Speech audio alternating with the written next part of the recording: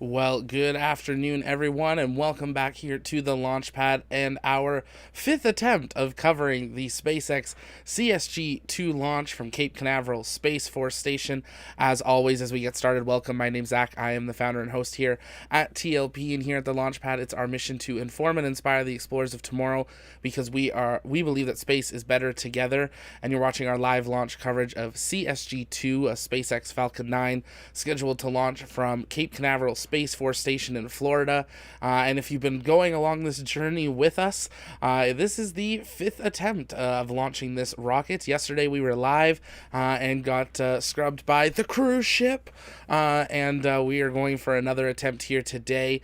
The weather is green at the Cape, and we're monitoring the weather stations here live from NASA, and are seeing that everything currently is showing clear on the range, which is a great at least start for today.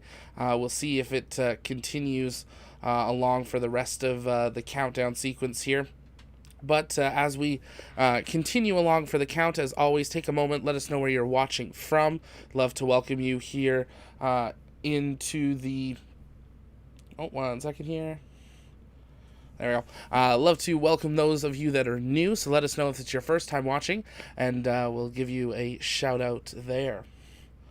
We're just patching in our live view here as well, down on the jetty, and we're hopefully not going to see any more cruise ships, but we are taking a look currently at the marine traffic around the region, and it's a busy day for the cruise ships. You can ignore this blue cruise ship here. That one is not actually there anymore, but we do have 3 currently that we are monitoring. We've got the Carnival Elation, the Disney Dream, and the Independence of the Seas, and we are really hoping that they are following the line that they are allowed to be in on this departure, so we don't see any scrubs due to cruise ships again here today. But at this point, we are counting down for liftoff again at 6:11 p.m. Eastern is the scheduled liftoff time of today's Falcon 9. Today's booster, 1052-3, going on to its hopefully its 3rd mission, and with the very rare opportunity of seeing a return to landing site launch here today. If you guys have questions, you can send those in the chat. Just tag us at the launch pad, and we will be answering those as we go through the count towards liftoff. And of course, we will be patching in SpaceX here as well once they go live to hear an update on the fueling of the rocket. Mars 2028 is asking, how much trouble do you think the captain of the ship yesterday caused the scrubs in? Will the company of that ship be any trouble?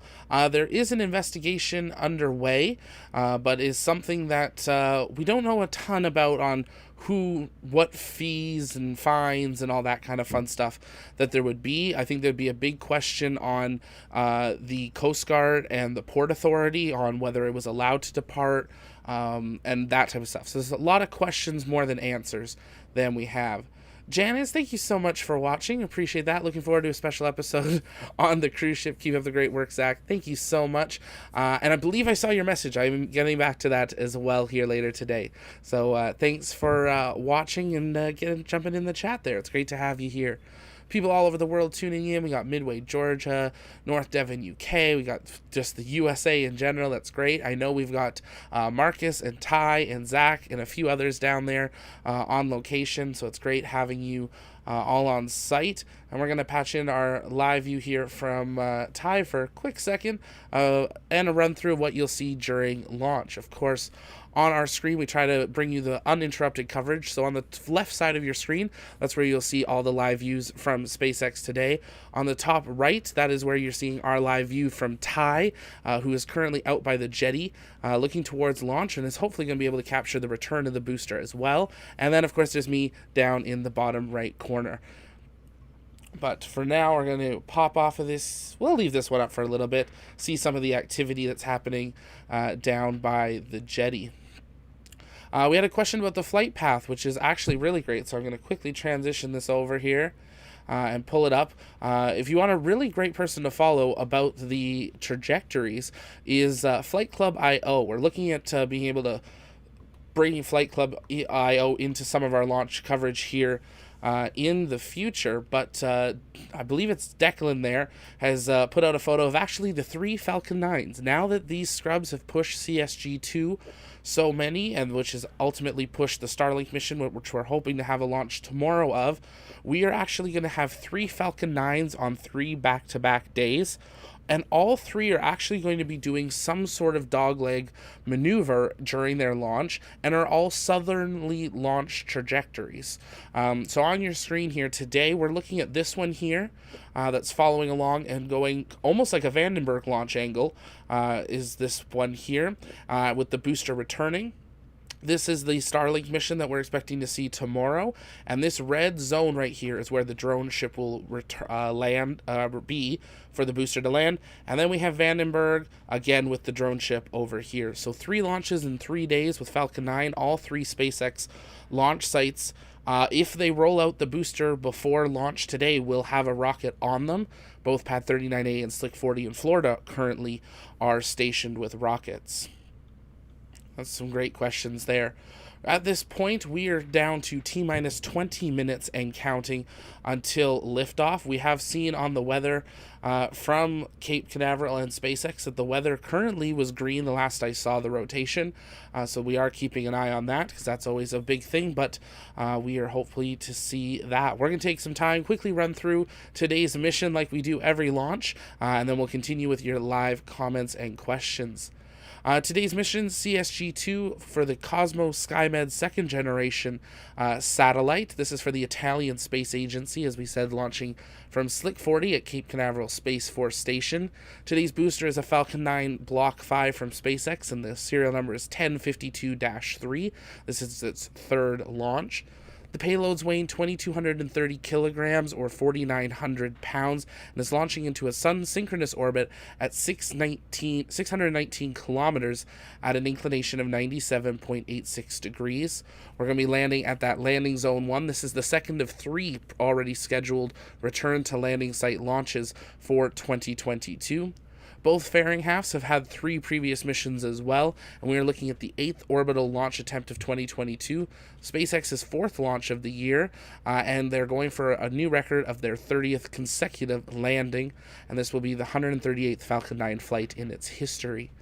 The CSG-2 satellite is an Earth observation satellite that will help both civilian and military customers. It's designed to have about a 7-year lifespan, and will be actually joining some of the first generation CSG constellations. We saw the first 2nd generation launch 2 years ago on a Soyuz.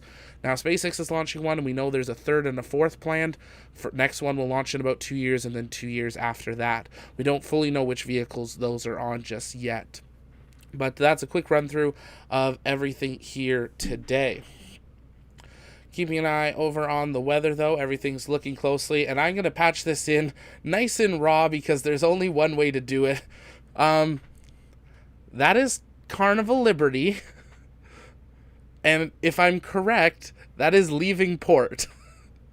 So come here if you ever have questions about what cruise ships are leaving. You can just come watch them here. We'll bring you all that live coverage of the departures and stuff of the cruise ships, because that seems to be what we see more of than launches. So we'll see what happens. There's another cruise ship. SpaceX is going live in 4 minutes, so we'll hopefully hear an update on whether this ship is going to be a hindrance or not. This cruise ship, just like the MCS yesterday, is moving. Lots of people think it was Harmony of the Seas. The Coast Guard has said they're investigating Harmony of the Seas, but our crew has looked at which of the ships were in the exclusion zones, and both of them were. So Carnival departing another cruise ship, and we are T-minus 15 minutes until launch here today. We'll see what happens. I thought Liberty was leaving, had come into port, but it looks like it was just turning around. So we'll see what happens. We'll pull up our live telemetry. SpaceX is also getting ready to go live here as well. See, Liberty's in here. There's the pilot for Liberty. So Liberty leaving just exactly like we saw the MCS one yesterday. So we're going to keep a close eye on that. SpaceX is going live here, so we will patch them in, and we're going to keep a close eye on what that ship is doing as it departs and we get ready for liftoff here 15 minutes from now.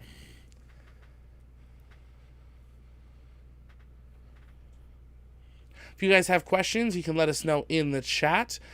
Just tag us at the launch pad, and we'll be answering those as we count down towards liftoff here.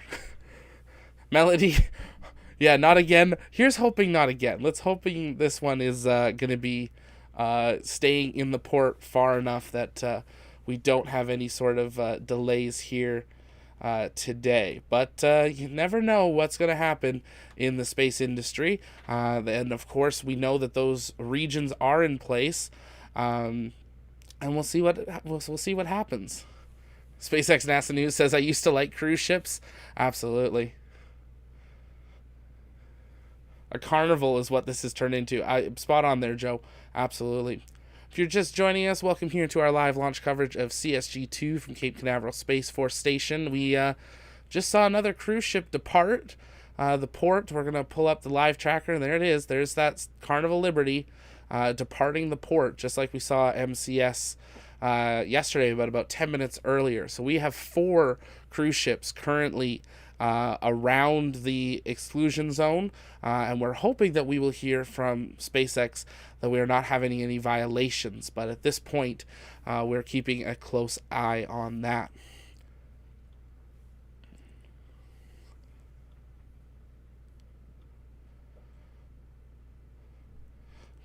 Alessandro says, but the Coast Guard. See, you think the Coast Guard would do it, but it's also the Port Authority, it's the pilot ship.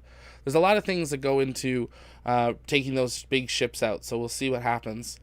PTO says, LO, if the ship scrubs this launch, I'm going to switch sides and start rooting for the cruise ships in this battle for the seas. That's one option. Hopefully they will stay clear of the zone. There's a few different zones that are in place. There's a security zone, there's a safety zone, and there's an exclusion zone.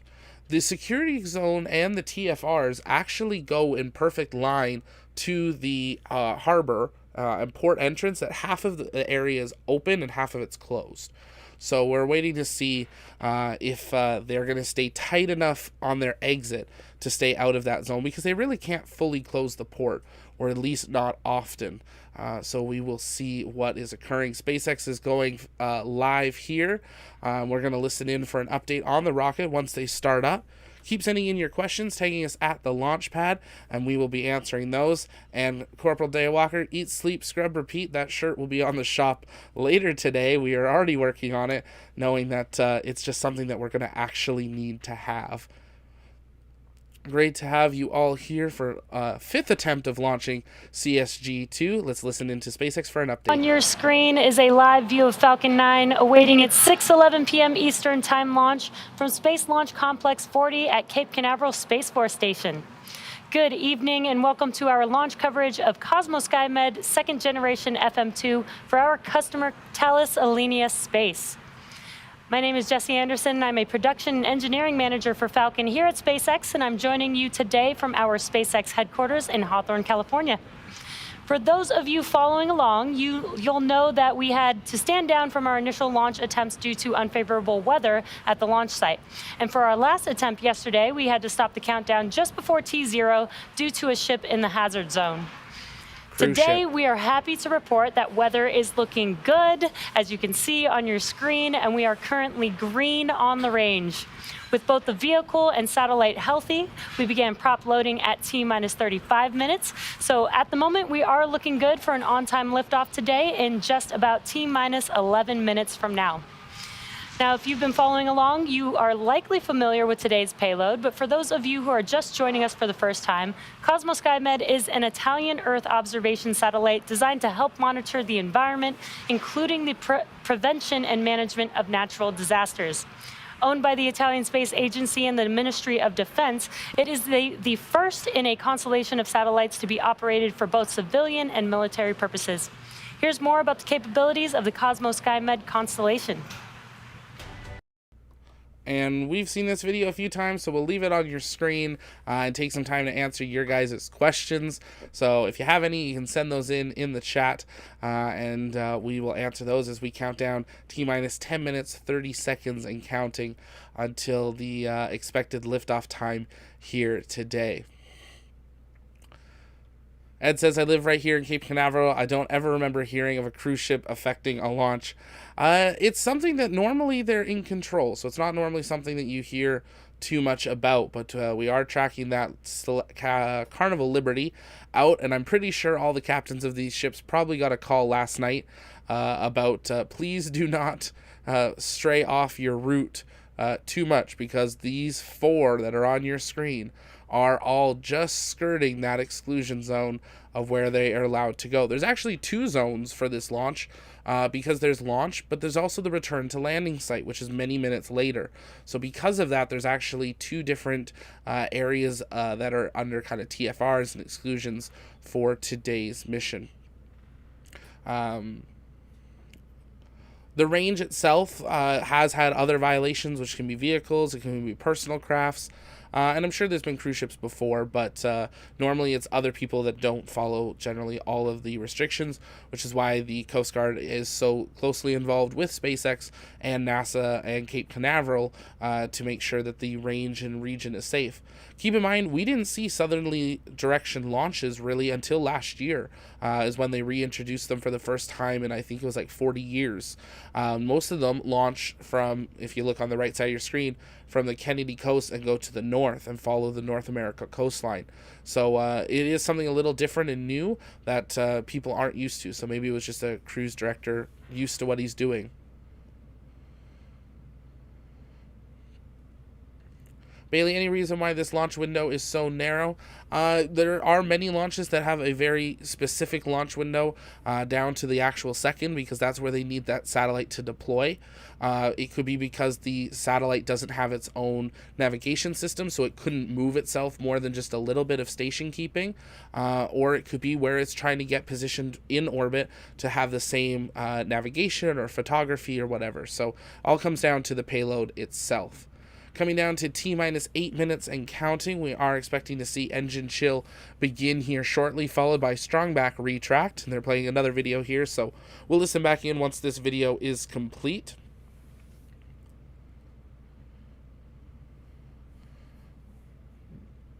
Fairground, I see that. I'll reach out and see if I can connect with him there. I was thinking the same thing recently here as well, so I'll reach out. Dogtones, what is the proximity limit for cruise ships? So it depends on the launch, on what the exclusion zones are, but that's a great question for it. There's a whole zone that everybody has to be out of. And did you 3D print the rockets in the background? Not all of them. A few of them are mine, but a few of them are from some friends as well at Starship Balls and Etsy. But very soon we are going to be launching our own models on the TLP shop, so make sure you stay tuned for that. Take a moment, hit that like button. It really does help us out. And if you can, share the broadcast out as well. I know it's an annoying thing to hear, but if you can do it, it's a free way of helping support the channel. Kevin, what are we going to call the people who serve in the Space Force? Marines, sailors, or spacemen? They are called Guardians. That is the term and title they have been designated as. Chris, hello. Great to see you from Tasmania. You're getting closer to that suborbital flight. Don't remind me. For those that are new, there's a joke that 100,000 subscribers, I'm eating a hat and buying a suborbital flight ticket. So we'll see. There's a lot of things that go into a suborbital flight, which is including a medical checkoff. So, but we're working on it. One day I will take you along with us. Blazing Saddle, is it likely that Elon himself watches every launch? I'm sure he logs in and watches them, but he's not always on location anymore.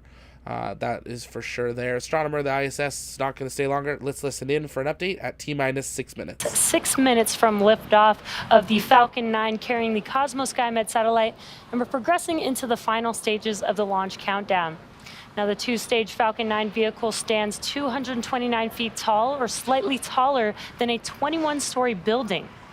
That bottom 2/3 of the vehicle is the first stage. Its objective is to accelerate the vehicle through the Earth's atmosphere to space and then separate from the rest of the vehicle. Above the first stage is the second stage, which has a single Merlin vacuum or MVAC engine, which ignites after the first stage separates. And the second stage is what will carry the Cosmo-Skymed satellite to a polar sun synchronous orbit. Now you'll notice at the top of the vehicle, what you're seeing on your screen is the fairing. And this is where we hold our payload. It's safely enclosed inside of that payload fairing in front of you on your screen. And that is made of a carbon composite material. The fairing protects satellites on the way to orbit. Now, the fairing is jettisoned approximately 3 minutes into flight. And finally, the large trusted structure that you see there to the left of the vehicle. For strong back retract. That is the TE to the left of the vehicle on your screen. Now we use that to roll the vehicle out to the pad and raise it to its vertical launch position. The TE also routes the vehicle's fluids, power, and telemetry umbilicals from the ground systems to the rocket and satellites until Falcon 9 goes on internal power and clears the pad. At liftoff, it will retract in order to clear the way for Falcon 9's ascent. And we're currently waiting for the TE retraction, and in preparation for that, the TE clamps will begin to open, which you should see here. Actually, you can see it on your screen now. Those clamp arms just below the fairing are starting to open up. Once that completes, then the TE can finally retract away from the vehicle. Looks like the clamp arms have completed. Now the TE should start moving slowly away from the vehicle. The first stage is connected to a launch mount at the base of the TE, but the structure is hinged and then will retract away from the vehicle in preparation for launch.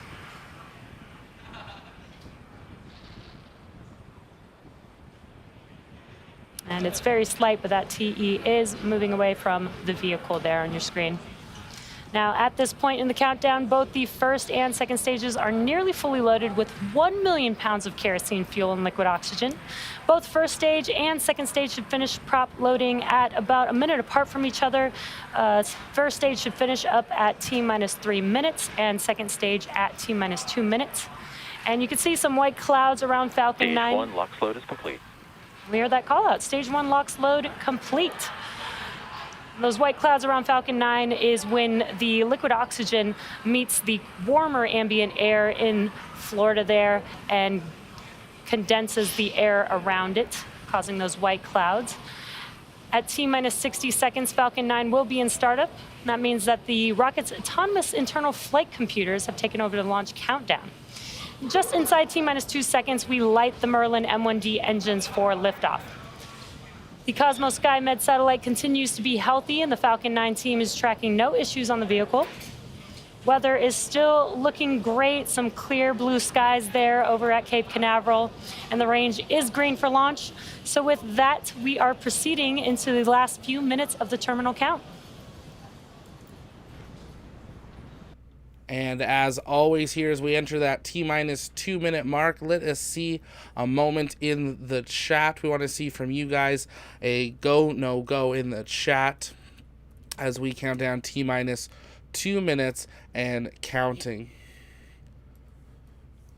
Range is clear, weather is clear, fueling is just wrapping up as they are completing the top outs of those. At T-minus 1 minute, you're going to see some large venting from the rocket. That is normal. That's how they will clear the pipes in the strong back as they prepare for launch. As you can see on the right side of your screen, there's some blinking yellow lights there. There's actually a screen as well announcing that there is a launch occurring to anyone in that region so that boaters are aware. But here we go, T-minus 90 seconds and counting. And then the next event will be the internal flight computers taking over the launch countdown about 15 seconds or so from now. Once the computers take over, they will execute stored programs and prepare the vehicle for liftoff.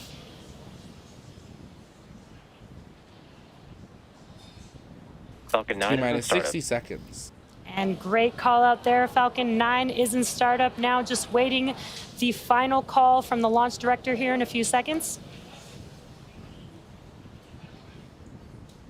Go for launch. Excellent news here. All systems are go for launch, so let's listen into the terminal count and watch as Falcon 9 transports the Cosmo-Skymed satellite into orbit. T-minus 30 seconds. We've successfully passed where we got yesterday, and there we actually have it. There's a time delay with SpaceX. There is the Falcon 9 lifting off right above me here. Spoilers, that it is going to lift off here. But there we go. We have liftoff of the Falcon 9 from Cape Canaveral Space 10, Force Station. 9, 8, 7, 6, 5, 4, 3, 2, 1, 0. Ignition and liftoff. In Boca El Lupo. Go Falcon, go Cosmo. 5th time's the charm, and we have liftoff from Cape Canaveral Space Force Station. Again, on the right side of your screen, a live view from Ty down at the jetty. Pressures are nominal.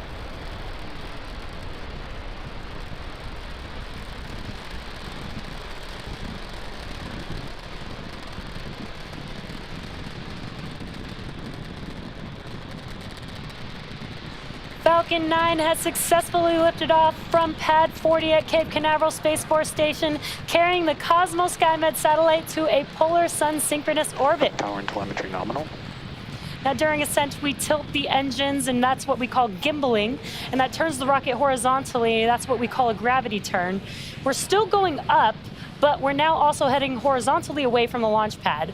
The rocket typically needs to go Falcon about... 9 is supersonic. We need to go about 17,500 miles per hour horizontally in order to avoid being pulled back down to Earth. Max Q.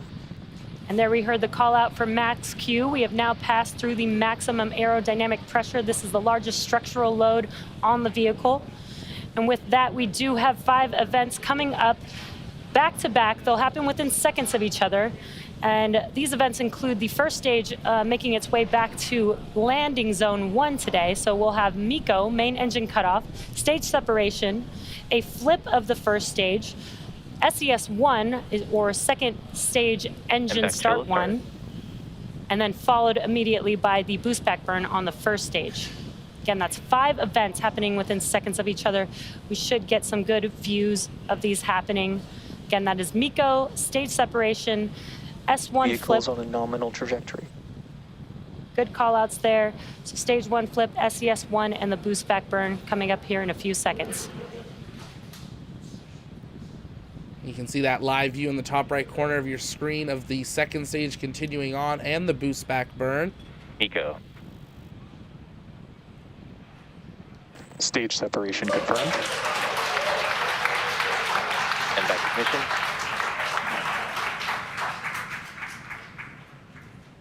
Stage 1, boost back startup. Some fantastic views from both SpaceX and incredible Ty. views from the ground cameras. We actually got to visually see MECO stage separation and see the first stage flip on your screen. That was incredible to see. Now what you're seeing on your screen on the left-hand side is the first stage, currently in its boost back burn. That is the first of 3 burns to make its way back to land. And on your right-hand screen, we do have the second stage engine lit up, and so far looking really good on a nominal trajectory. Now Ty is going to track the booster all the way back on the right side of your screen here. This is the booster right here, and you can see there's that boost back burn, and it is beginning its journey. You can actually see very subtly the bursts of the thrusters controlling that booster as it makes its way back to Cape Canaveral Space Force Station for landing zone 1. So you can see those thrusts occurring about 30 seconds later on the left side of your screen now from SpaceX. Obviously, there's a time delay. We've got our own live camera down there versus SpaceX is live, then sends a signal. We have to get it. So that's what it is. But there is that booster beginning its journey back to Cape Canaveral. And there we go. We have fairing separation as well. Second stage well on its way. And we're expecting to watch for that entry burn and then the landing burn as well. But you can see that booster clear in the sky right above the path that it launched on, pretty much straight above Ty on the jetty, beginning its journey back. You can see some of those big thrusts that we saw just moments ago on our live feed happening on your screen. And it looks like a very icy rocket today, seeing a little bit more ice than we've seen in the past there. There's a live look also at the telemetry of the booster, so you can see stage 2 continuing on and stage 1 beginning its descent back, looking like it's already possibly reached. Is it coming up? It already has reached its apogee and is beginning its descent. There's that booster right there, beginning its descent back down to Cape Canaveral. Great, looking nominal. And for that entry burn, we do need to slow down the vehicle to reduce the re-entry forces. That helps us to recover and reuse the first stage. You can see on your left-hand screen those grid fins that opened up. Those help to guide the vehicle back as it makes its way to its landing target. There is entry burn underway. Look at that view. Ty, you're doing awesome. You can see that entry burn has begun again. There's a delay with SpaceX. So now the booster is firing its engines, slowing down as it begins to re-enter the atmosphere and is continuing on. That entry burn has completed. And next we are expecting to see is that landing burn there.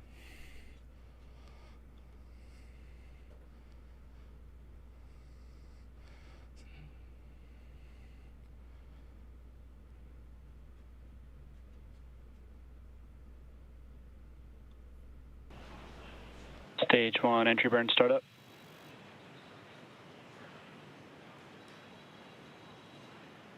We heard the call out, and you can visually see on your screen that the entry burn has begun on the first stage. Again, this helps to slow the vehicle down as it re-enters back into the Earth's atmosphere. It's only about a 20-second burn. Coming down straight to it. You can actually see the landing site, I think, right there.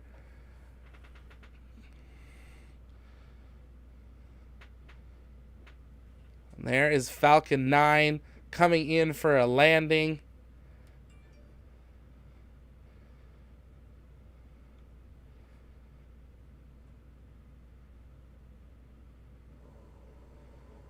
Stage 1, FTS has saved. And the glow is gone, and that is a touchdown of booster. Good call-outs there, and you can see the land in the background view of the first stage as it's making its way back to landing zone 1. Stage 1 transonic. Stage 1 landing burn. The landing burn, wow, incredible views of this landing burn of this first stage. Let's see if we can touch down on landing zone 1 today. Watching it again via SpaceX, you get an instant replay. It's great.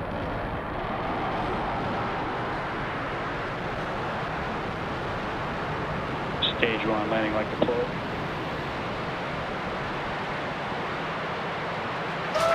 Another beautiful landing.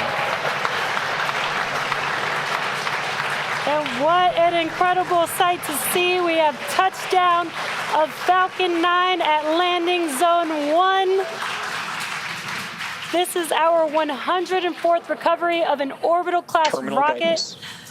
And that includes first stage landings for both Falcon 9 and Falcon Heavy. And speaking of Falcon Heavy, today's flight marks the first time that we have reconfigured a Falcon Heavy side booster to a Falcon 9 mode, which is pretty awesome. Now next up, we will have the shutdown of the MVAC on the second stage.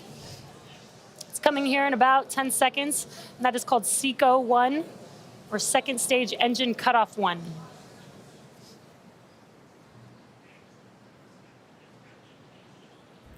Waiting for that confirmation. MECO 1. And there we go.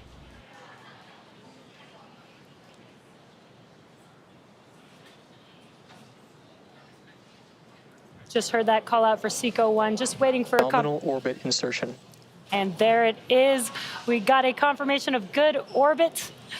Now, the mission isn't over just yet. The second stage is now embarking on its first coast phase. And after the coast phase, we will light that MVAC engine for a second time around T plus 56 minutes. So we'll see you back here in about 45 minutes. And in the meantime, enjoy the space tunes. And with that, that's confirmation, actually, that they're also going to continue their live coverage for today, which is amazing. We haven't been having that recently, so it sounds like that is what we're going to have coverage possibly of when that will occur, about 45 T plus 45 minutes. So in this time, we are going to take your guys' live comments and questions. You can send those in the chat. Just tag us at the Launchpad, and we'll be excited to answer those for you. If you want to deal right with the conversation and ask a question to me, the next one I answer, you can send it in via a super chat. Again, a huge shout out to Ty being there out at the jetty for us, and I know Zach and Marcus are out there as well filming from closer to the Cape Canaveral base for the launch. So great having you guys there on location for it. Real YouTube, why are they landing on ground rather than using a drone ship? So the biggest thing that comes down to is how much propellant they can put in the rocket versus the weight of the payload. So if the payload is too heavy, or not too heavy, if the payload's a certain weight, they can launch, they'll separate the payload, but then the booster doesn't have enough fuel to turn around, fire its engines to cancel out all of its this way velocity and start moving back towards the pad to land. So what they do is they separate and then they just cut the booster, and the booster comes back and lands, and they put the drone ship where it's going. So it doesn't take a lot of extra fuel. But for some missions like today, the payload's small and light enough that they can actually put more propellant in the rocket than they need, but it's the right amount to do a boost back burn. Now, why couldn't they just put more fuel in all the launches that they do? Some people have asked. Well, depending on how much fuel they need to launch the mission in the first place, there might not be enough room to put how much they need for a re-entry burn and a boost back burn. But also the fact of what's the cost of landing one at the land versus the cost of doing a drone ship. Now, the drone ship, they just put it out there and then they have to bring it back in, pay port fees and all that. We're landing it at Kennedy, they just pull up a truck and a crane and plop it down. It's more complicated than that, but boiled down, that's what it is. So all comes down to weight and amount of fuel mainly, and then of course the cost. PB, how awesome, what a beautiful sunset launch. Yeah, absolutely beautiful. Heather, thank you so much for your order. I saw that come in today. So excited for you to get that there. If you guys haven't yet, take a moment, head on over to our shop. You can use promo code LAUNCHDAY and save 10% off of everything on the store. And it's a great way to help support us and get something from us. You can get your own Falcon 9 or Falcon Heavy launch sequence shirt, which is inspired by the SpaceX screens on that countdown screen. So glad to have you there. Leston, I've joined you recently for a few broadcasts, and I've joined everyone. Great work. Thanks so much. I appreciate that. Best launch and landing of this year. Going to be hard to beat this one. It was a pretty good one, but there's going to be some that beat it. Starship, maybe SLS, but Starship, and we got Falcon Heavy returning this year with hopefully 4 to 6 launches occurring over the next 11 months. Keep sending in your questions. Tag us at the Launchpad, and we are going to be answering those as we go through this coast phase. Corbel Day, watched it from your room. Awesome. Jealous that you can just look out and see these things. Absolutely great.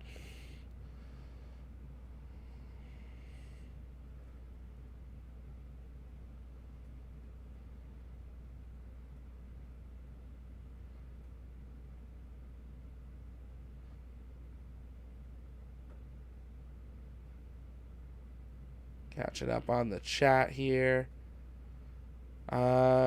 Kevin, what will spaceship open gunner seat like a helicopter? Hopefully we don't see those, see that needed. Yeah, it would have been nice if there was a second Falcon 9. It would have been a few hours earlier than now, but they delayed it for tomorrow. Dogtones, yeah, Ty was spot on the money. Absolutely. If you guys want to thank him, you can head on over to our Discord. It's free to join. You can jump in the live chat section. There's a thread for today's launch, and give some praise there to Ty being out there. First time patching him in, and was absolutely fantastic. Unknown Center is asking, how is SpaceX doing with the EVA and the moon environment suits? They're still working on them. We haven't heard a lot more yet, but we're expecting to have some of that in the near future. Hopefully we'll have some updates. Last launch goes to the south. I remember equatorial is 70 degrees. Why? So depending where they need to actually put the payloads is where they launch to. So today's launch, it's actually interesting that it didn't launch out of Vandenberg, that it launched from Cape Canaveral, because it's on a similar trajectory as what we'd normally see launch from Vandenberg. But they started redoing southern launches from Cape Canaveral and Kennedy last year, so it opens up some more availability.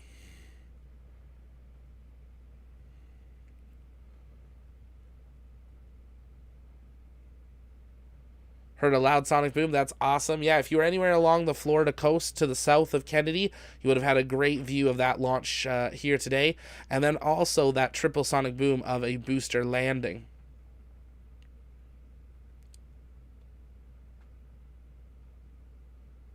Oh, Rana's asking, what was the loud boom sound? So that is a sonic boom. So those occur during launches when the rocket reaches certain speeds and is breaking the atmosphere. And it gets very detailed to get into it. But basically, the rockets, when they launch, but mainly when they land is when we hear them because they're coming down, is those booms. With the booster, because of its shape and how it slows, you actually get a boom, boom. So you get 3. During a crew landing, you just get a boom, which is just the capsule. So that's totally normal. But yeah, for those that don't know what a sonic boom in the moment is, or they're not expecting one, they are loud. I was out on the Cocoa Beach Pier during the return of the Inspiration 4 crew, and it was my first sonic boom, and it was definitely louder than I was expecting.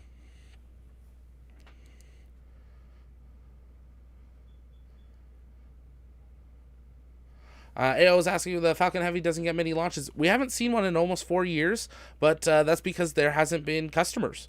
And now we are seeing a lot of customers for that. So we've got 5 to 6 scheduled for this year, 4 for sure. 2 of them were supposed to be last year, but they got delayed because their payloads weren't ready. We've got 2 or 3 in 2023 so far, and then we've got another 5 or 6 scheduled for 2024 as well. So we are entering a few years of the Falcon Heavy making a big comeback. So that will be great to see.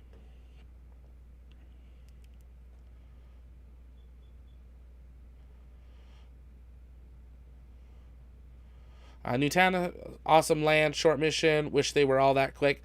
Yeah, so it's still going. We still have deployment scheduled to take place about 30 minutes from now. So we're going to see how that deployment goes, and we'll go from there.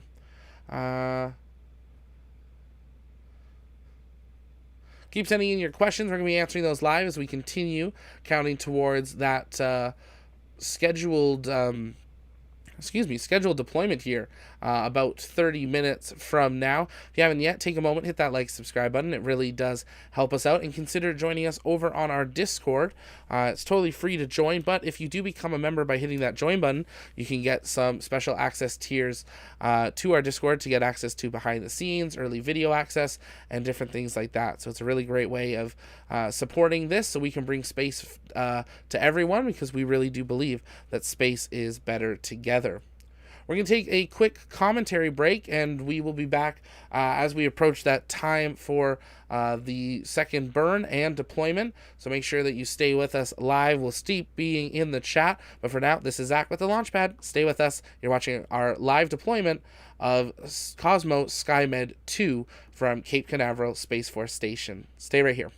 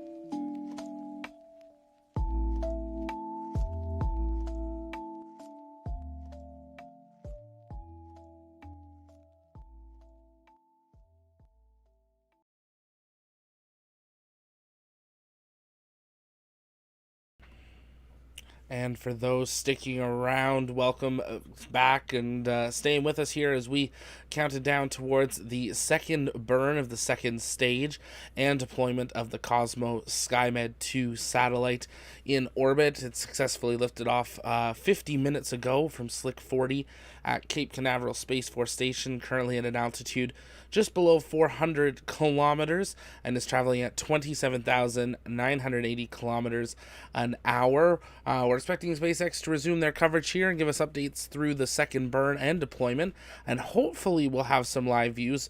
Obviously, as you can see right now, the second stage with the satellite is in the middle of the ocean, so that is why we don't see a lot of photos live from the second stage, itself, is because there's no ground stations. So we're unsure if we'll actually have ground stations for that second burn and deployment. It may be something that they just say this should have occurred and wrap up, but we're going to take some time, answer the last few questions as we wait for them to continue their coverage. If it was your first time here, take a moment, hit that like button, really does help us out, and make sure that you check out our shop over on Etsy. The link will be in the chat. You can use promo code LaunchDay, all caps, one word, and get 10% off of everything there.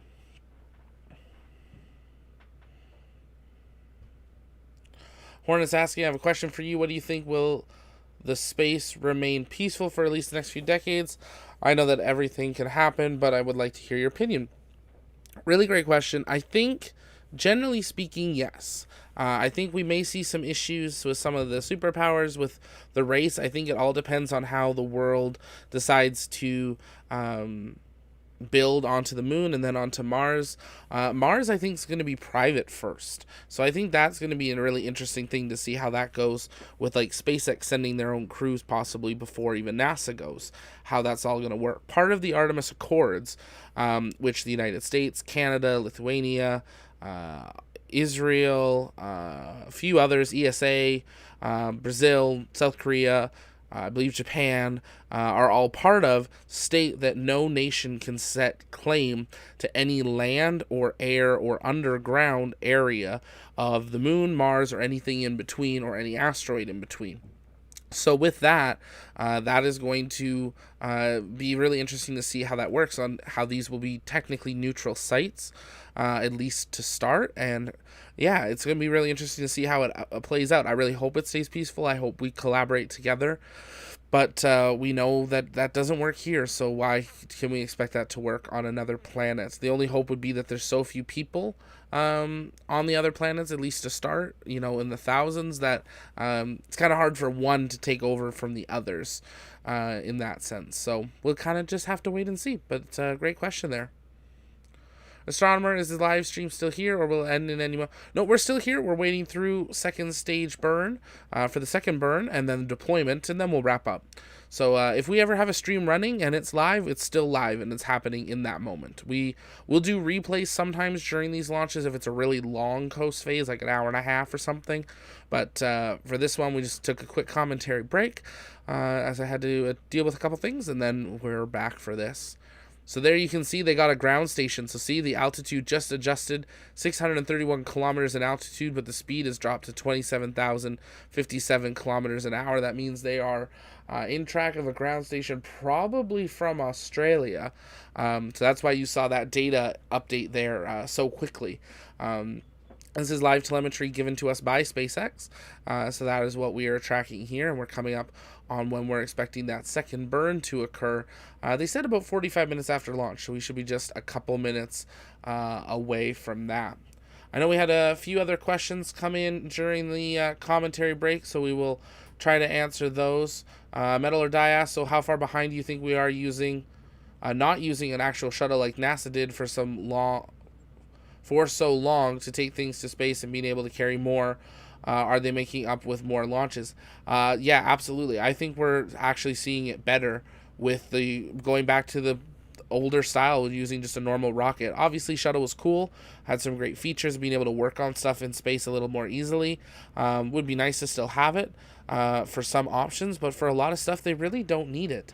What they have right now is what they need. So that a lot of people I've heard recently, especially with SLS and Starship and Vulcan and all these coming online, a lot of people within NASA saying, you know, though the shuttle is amazing and built us the station and Hubble and all these things, really was almost a setback, because we're going back to what the Apollo era was like with vertical rockets. You can see engine chill beginning on your screens. They're getting ready to fire up that second stage again for a short burn here, and then we will have deployment a few minutes later.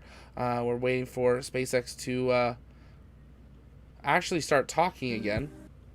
But that should occur here in just a minute or two. We're seeing those live views just because there is ground stations, so hopefully we'll be able to maintain those through the burn and through the deployment. And let's listen in.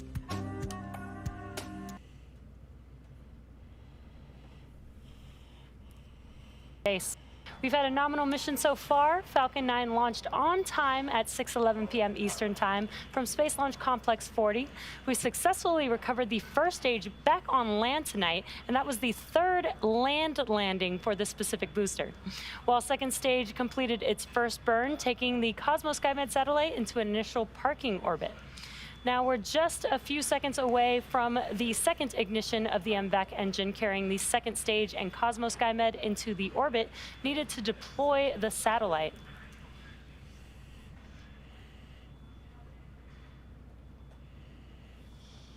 We're waiting for that burn. There's that startup. And shutdown. And there we go. Nice quick couple second burn. A quick view.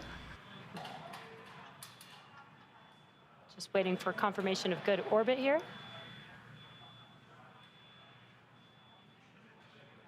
Nominal payload deploy orbit. There we go.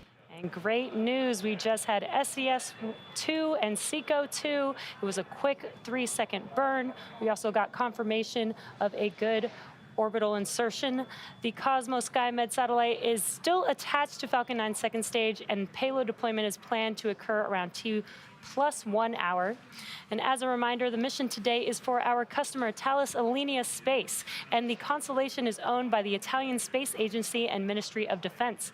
To help us better understand the capabilities of the Cosmo-Skymed constellation, here's an explanation from the Italian Space Agency's president and head of programs directorate. So they're going to replay this video that we saw during the launch there. We'll keep an eye on it as we wait about 3 minutes until deployment shall occur, and then we'll wrap up. But if you haven't yet, take a moment, hit that like button, and join the Discord. I'll be jumping over into live comms following deployment and hanging out with you guys in there for a little bit.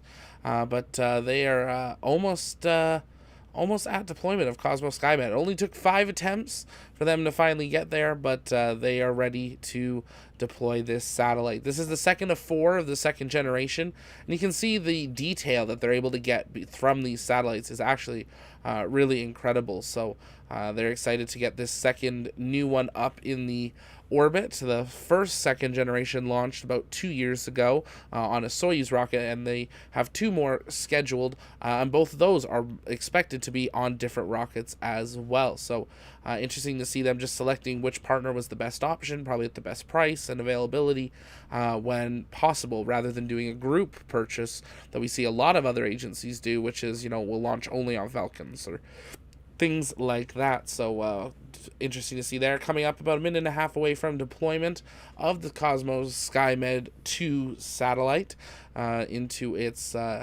targeted orbit. We heard just moments ago with that little 3-second burn that we did have a good clean orbit.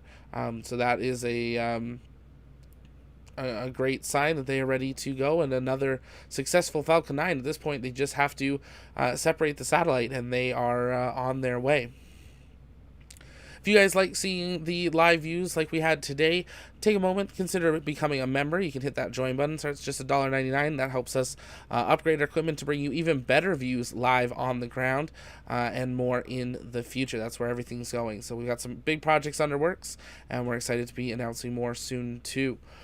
Keep in mind, we've got multiple launches happening this week. We got another Falcon 9 tomorrow, Starlink 4-7 from pad 39A. We then have a NROL classified mission from Vandenberg the next day, and we are expecting possibly a Soyuz the day after that, as well as our weekly episode of the Launch Pod. So we hope you'll join us for that. If you're just now joining us, we had an on-time launch at 6:11 p.m. Eastern Time, followed by successful ascent, stage separation, first stage landing, and 2 second stage engine burns. Now, the booster that supported today's Cosmo-Skymed mission successfully landed for the 3rd time back on land at Landing Zone 1. And we have just one more major milestone coming up, and of course, that is the deployment of the Cosmo-Skymed payload from Falcon 9's 2nd stage. And we're coming up on that in a few seconds here, and we've got a great live view. T+1 hour, awaiting deployment of Cosmo-Skymed. You can see those solar arrays on it all folded up. Those will deploy following deployment. And there we go, deployment confirmed. Incredible view of the Cosmo-Skymed satellite drifting away from our Falcon 9 2nd stage. That is visual confirmation of payload deploy, and that will also bring our webcast to a close. All of us here at SpaceX want to give a big thank you to our customer, Thales Alenia Space, for entrusting us with today's mission for Italy's space agency and Ministry of Defense. We also want to give a shout out to the Range and Federal Aviation Administration for supporting today's mission. And of course, thank you to all of our viewers for tuning in. Have a great night, and we'll see you again soon. And just like that, they are done. Mission complete, finally. Only took 5 attempts, but we will see them live tomorrow for another launch of a Falcon 9 from Space Coast, Florida. Heather's got a question, when is the next DART mission update? We're not expecting a ton of them until closer to the actual event later in the year, so through the summer. But we are keeping our ears open for any updates about DART or Lucy or anything like that. But with that, we're going to wrap up for tonight. Consider joining us over on Discord. We're going to hang out in there for a little bit. And then we will be live again tomorrow for the launch of Starlink 4-7 as we see another group of 49 Starlink satellites launched into orbit. But for now, this is Zach with the Launchpad signing off. We'll see you next time. Bye-bye.